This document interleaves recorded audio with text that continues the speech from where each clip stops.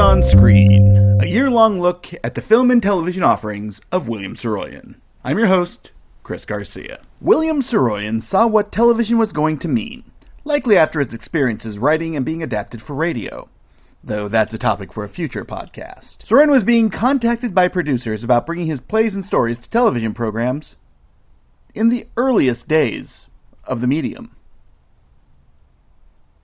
In 1948, television was in its infancy.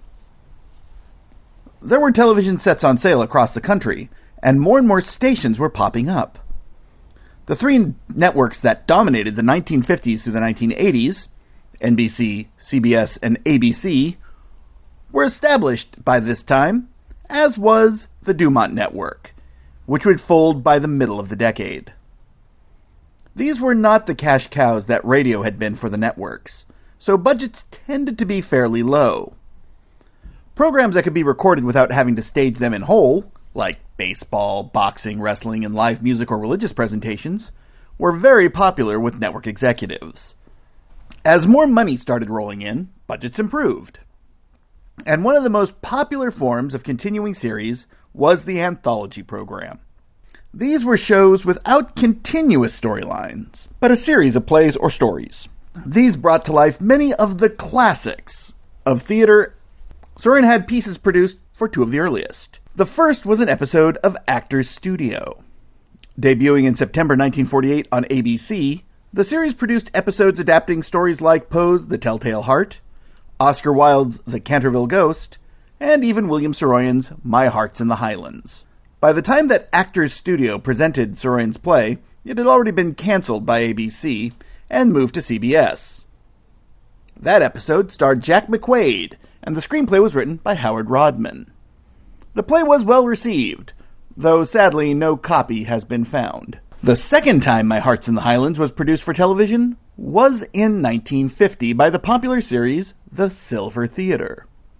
While many of the anthology shows of the time were shot live, The Silver Theater was shot on film, which allowed the episodes to be archived and repackaged. Plays shot originally for the Silver Theater were later shown as episodes of Bigelow Theater and other programs. This version of My Heart's in the Highland featured American film and theater legend Howard Da Silva as Jasper McGregor. Just a few months later, Da Silva would be blacklisted for allegedly being a communist and taking the Fifth Amendment at the House Un-American Activities Committee hearing. Though this was shot on film, there are no known copies of the episode surviving.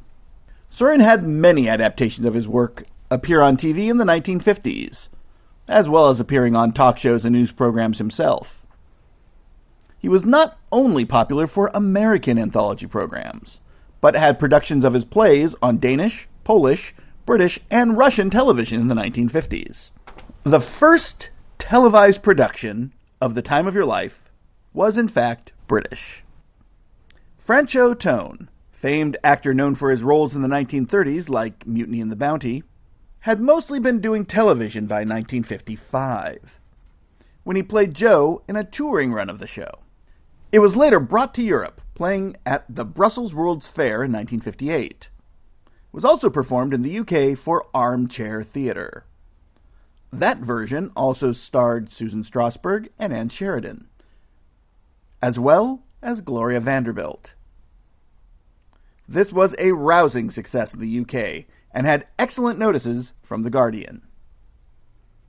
Saroyan had been shopping around The Time of Your Life for U.S. television adaptation in the early 1950s. In 1953, the Cagney deal's rental period on the rights had lapsed from their 1948 film production, and William Cagney wanted to re-up and reissue the film. Ned Brown, then at MCA Artist Representation, contacted Saroyan looking to secure the rights. Saroyan was uninterested. Dear Ned, I see no reason why I should even talk business with the Cagneys, even through an agent, in view of the fact that, to begin with, they mucked up a very valuable property by casting and producing and directing it in a manner entirely out of order, insisting on the course they took, even though I urged them again and again to follow the course that was natural for the play, and, in fact, in view of the fact that since the event of the production of a fiasco, They have refused to respond promptly or fairly or intelligently to every reply I have made to their inquiries. Replies that I have made instantly upon being informed of their questions. I have plans of my own for the time of your life. Another film, possibly 3D, directed by myself, as a musical for Broadway and as a television property, to go on indefinitely. This was the first clear mention of Saroyan looking at the play as a television property that we've been able to locate. This may have strictly been an idea at that point, but as he was regularly having plays made into television episodes, a half dozen by 1953, it seems like a natural. The only issue was that regular television formats at the time didn't allow for a play as long as The Time of Your Life. In fact, in a letter from Ben Medford, Medford said, "Don't settle for anything less than 90 minutes. One of the most important and respected television anthology programs of the 1950s was Playhouse 90. Starting in 1956, CBS ran Playhouse 90 as its prestige program. It started with a Rod Serling penned episode, Forbidden Area, which starred Charlton Heston. The second episode, also written by Serling, was a remarkable and important episode in the history of television. Requiem for a Heavyweight. This won multiple Emmys, a Golden Globe, and the prestigious Peabody Award. That alone established Playhouse 90 as one of the most important series, and further episodes featured major actors and writers. John Frankenheimer directed more episodes than anyone else, and would go on to direct many motion pictures, including The Birdman of Alcatraz and The Manchurian Candidate. One of the producers of Playhouse 90 was Martin Manulis. He had been producing for television since at least 1951, including two CBS series he created, The Best of Broadway and Climax. During his time he produced those, he was in touch with Saroyan. In a letter dated October 4th, 1954, Saroyan refers to a letter from Manulis dated September 30th, and sends an 89-page teleplay version of The Time of Your Life. Saroyan noted that he had cut out an entire storyline, the Dudley, Lorraine, Elsie telephone love connection storyline, and Saroyan declared, "I think the play is in first-class shape now." This likely would have been written for The Best of Broadway, though the show had been canceled in May of 1955. If the script was delivered in October of 54, it's unlikely it would have been intended for the 54-55 television season. Manulis also was a producer on Playhouse 90. One of the driving forces appears to have been not only producer Manulis, but another longtime Saroyan friend, John Houseman. Houseman had directed the premiere of Hello Out There at the Pasadena Playhouse with Darryl Zanuck. Houseman was not a regular producer on Playhouse 90, but was on the team, which made sense as he was one of the best-known figures of the American stage. While those two may have been a path towards getting it made, there's certainly a role in that production for the star of the episode, Jackie Gleason. One of the biggest stars in the early days of television was Jackie Gleason. He had come to television after years as a comedian and a decade appearing in films. After World War II, where he was found to be unfit for service due to his weight and a poorly healed broken arm, he appeared somewhat erratically in film and radio programs. In 1949, his big small-screen break happened in the form of a role as the title character in The Life of Riley. The original radio version had starred William Bendix, who incidentally had appeared in both the original stage and film versions of The Time of Your Life. Gleason starred in the program until 1950, when he became the host of Cavalcade of Stars on the Dumont Network. There, he developed characters through a series of skits. One of those characters was Ralph Cramden. That character became exceptionally popular. In 1952, CBS offered a contract to Gleason that gave him a 500% raise. The series was renamed The Jackie Gleason Show.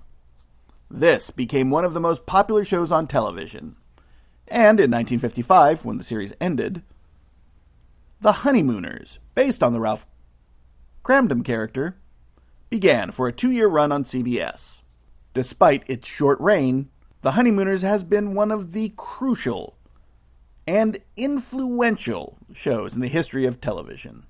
Gleason and Saroyan had met by early 1942, and possibly earlier. It's known that Saroyan and Carol Marcus, then early in their relationship, had been joined at the nightclub Eugene's in early 42 by Jackie Gleason. The two seem to have been in contact on and off, though not particularly frequently. They certainly ran in similar circles in Hollywood, and both were exceptionally fond of drink. Ties to Gleason are all over the episode's cast and crew list. Gleason had been a featured player in a Menoulis-produced episode of The Best of Broadway, called The Show-Off. Writer A.J. Russell was credited as adapting that play for TV, and had worked as a writer on The Jackie Gleason Show, and had also written The Laugh Maker for Studio One, starring Gleason.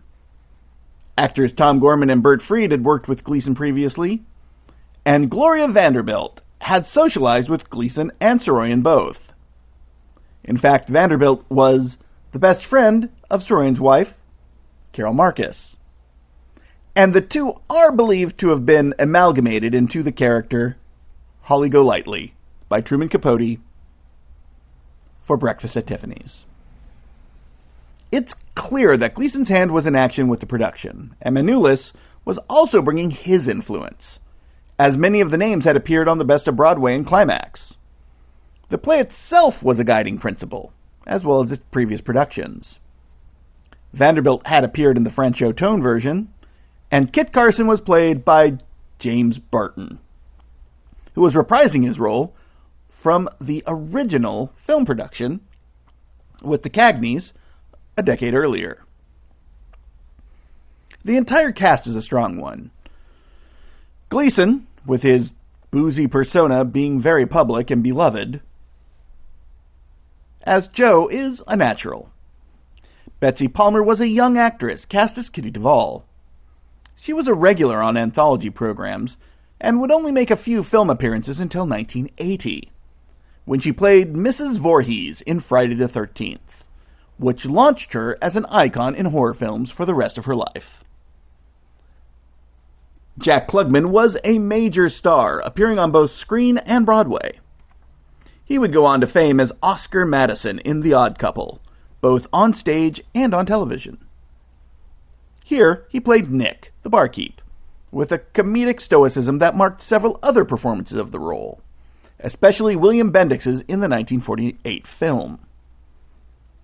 Dick York, who would become a major star for his turn as Darren in Bewitched, played Joe's lackey, Tom.